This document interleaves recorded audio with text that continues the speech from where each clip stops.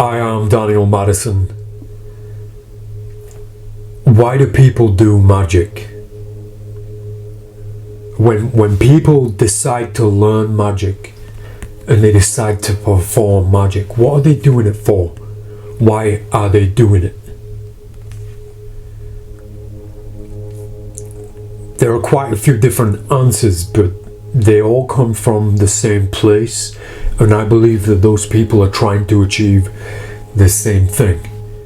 As somebody who has been there and has done that, my guidance, my advice, what I try to offer, the way that I try to help people, we have to study and explore questions like this. Look at the multiple questions and look at all the different outcomes and see what people's drives are, see where that ambition comes from.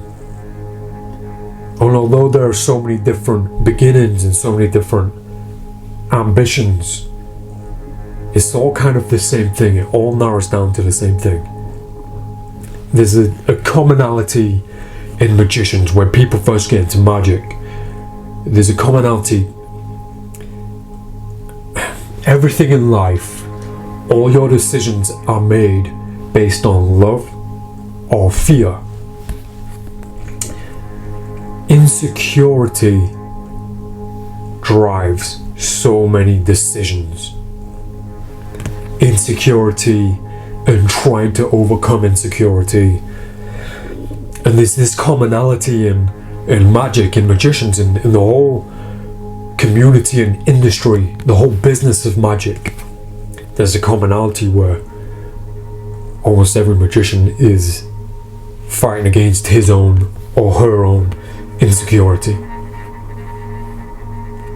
It's like the one-upmanship, the bully who can finally get one over, or the bullied who can finally get one over on the bully. He can do something that nobody else can. With a few simple steps, learning a few simple things, all of a sudden you have the powers that be.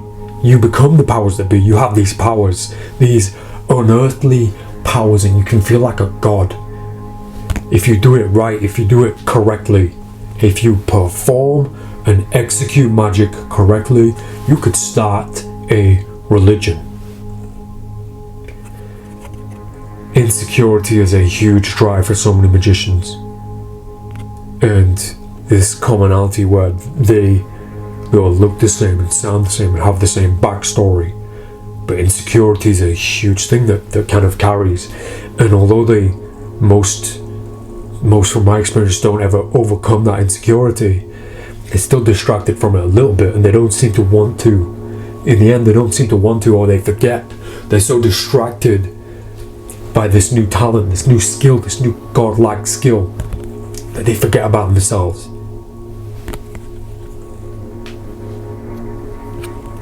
But yeah, driven by insecurity. So when we do magic, why do we get into magic? So there's one thing. Insecurity, low self-esteem, no confidence. It's a way to have this unearthly confidence where all of a sudden you can go from a hermit, you can go from being a loser, all of a sudden you're the superstar, you're the rock star. You've come straight from heaven. You have these powers that can't be explained. That can be explained, but can't be explained. And all of a sudden the ego is fed, and the ego inflates, and then it takes a nasty turn almost every single time. Because all of a sudden that person is no longer dealing with what they should be dealing with, what they should have addressed directly without magic. Magic is an easy solution to insecurity, to a lack in confidence. It's such an easy solution, and it's a sad one too. It's a really sad one because you're not really dealing with what's causing the insecurity or the lack in confidence in the first place. You're not really dealing with it. You're just finding a way to kind of live with it or to distract yourself from it, but also change the way that you are perceived, the way that the world perceives you. They no longer look at you and see a loser or somebody who has no confidence or somebody who's insecure. They look at you and all of a sudden, wow, that's that guy who can do that thing. The danger with that, the nasty turn that takes, is it's all fake. It's not true. Meanwhile, that person is still the same person. When we get to magic, what are we doing? It's not a cure for things like that. It's not a cure for things like that. Then all of a sudden magic stops becoming about magic and it becomes all about one-upmanship and someone being better than somebody else. Someone being above somebody else. And magic has become a divisive tool to help somebody feel better about themselves. Yet that person is so fixated on trying to overcome their insecurity that little old poor old magic here gets pushed aside and used and abused and not treated correctly, not treated like an art. Why do people get into magic? Attention. People want attention. It's such an easy way to get attention. You know, a lot of people get into magic because it's difficult to approach and talk to somebody and make new friends. A lot of people sadly get into magic and want to learn a few card tricks so that they can talk to somebody of the opposite sex with high hopes that they can get with them. And that's the saddest reason to get into magic, I think. Yet where the idea is propelled by companies and by corporations trying to sell magic, and even magicians who just want to make money on their magic, on their playing cards. They use that as a sales technique. If you learn this trick, you will get the girls. Ha! Why do people get into magic? And I'm not even necessarily saying that I have the answer. I'm kind of thinking out loud, trying to give my thoughts as somebody who has been there and done that and been through it, as a way of helping people. When these magicians who share that commonality find themselves all in the same position, all hanging out, bitching about life and about other people and about things in the magic cafe and all these horrible places together, they cripple the art. Magic doesn't stand a chance because of insecure people. And because of people who get into it for the wrong reasons. People who just want the attention. People who want to be better than everybody else and look down on other people. It's a shame. It's very, very rare that somebody will get into magic for the right reason, for the art of it, for the progression and the advancement of magic. And when we do magic, what are we trying to do? Let's think about it. Let's try and be positive. Like, if we get around the idea that people just want attention and people just want an audience to go, wow, you're incredible, you're amazing. You know what, didn't you get enough attention as a child? Did nobody love you? And now you want to be loved? You want to be famous? All these answers, all the answers I can find, all fit into the same area, which are all problematic. The real reason anybody should get into magic is for the art of it, to deliver an experience, to create a moment, an unforgettable moment of magic, which becomes the art.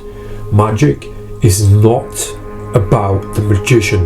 It never is. It never should be. But so many magicians make it about them. It's not about you. David Blaine keeps his straight face when he performs and afterwards, and he removes his personality because he wants that moment to be about the magic. He wants it to be real. He wants it to be about his audience, his participants, his spectators.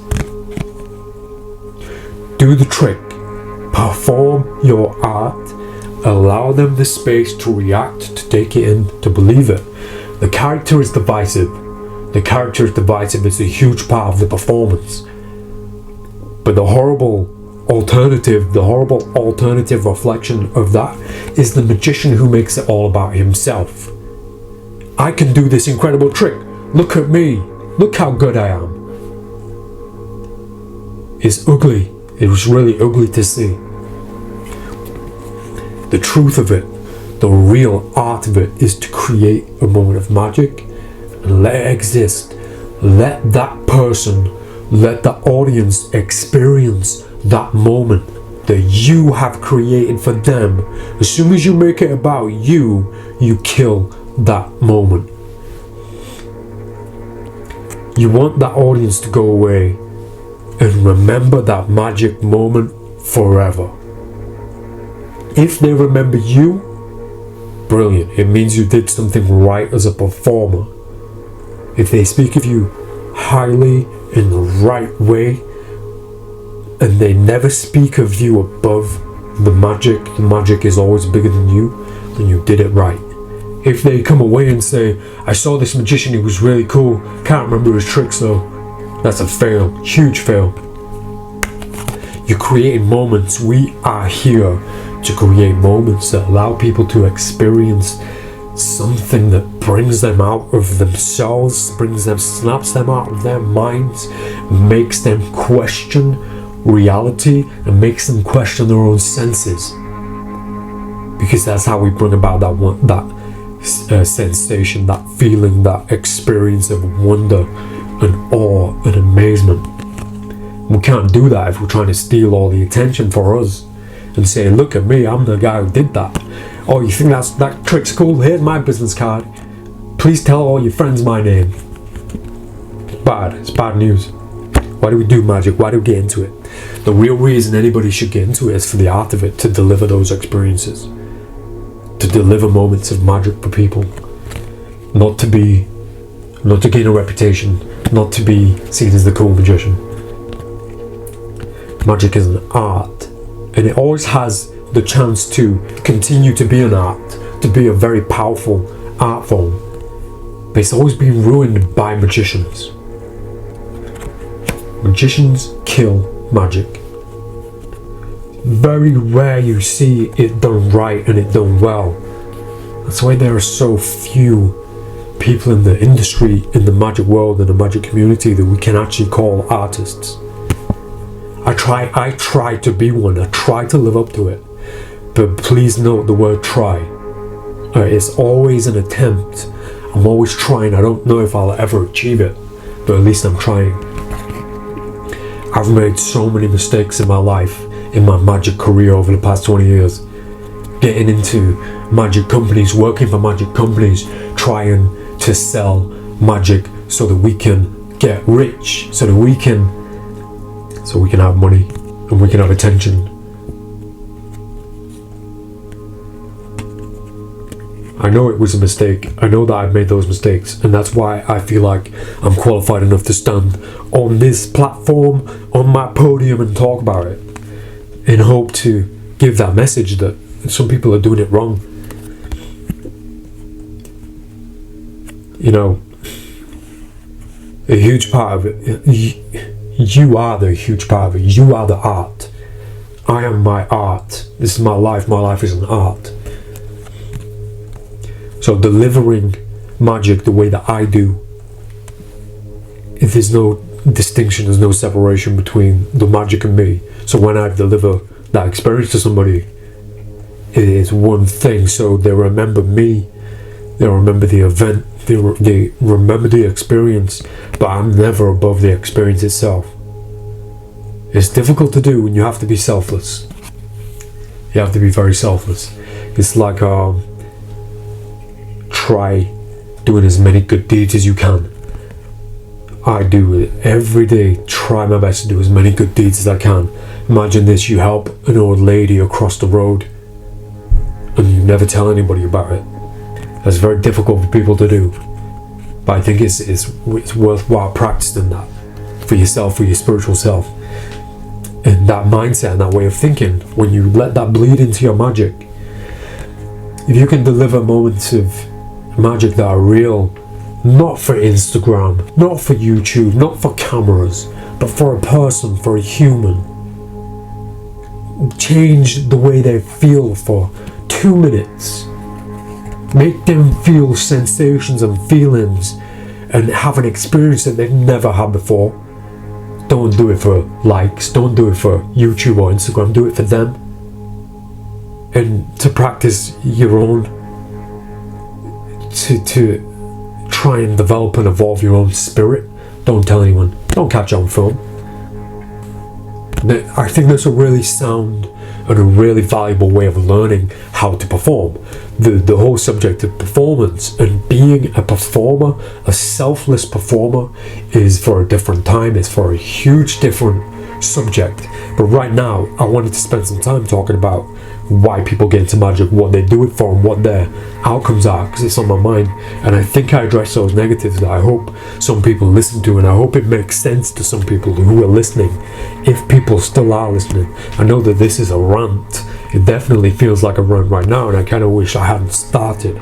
But there's a message in this video somewhere that's going to reach one person, and that's all that matters to me. Every single day, that's all that matters to me. If I can reach one person, if I can change one person's mind, or if I can have one person listen and understand what I'm saying, then I've done a good job. Why are we performing magic? What are we trying to do? Ask yourself, what am I doing this for? Am I doing this for the right reasons? Am I doing this in a way that's going to be beneficial for my soul, for my spirit, for my intelligence, for my creativity? And if the answer is no, then you shouldn't be doing it. Why do you want to get into magic? I try and talk everybody out of it, because I know that all the newcomers and all new people at first, not all of them, but 95% of them are there for the wrong reasons. I believe it's such a selfish hobby, practice, and it needs to be a selfless practice. I hope some of this made sense, and if it didn't, then haha. I am Daniel Madison. Thanks for listening. I'll see you next time.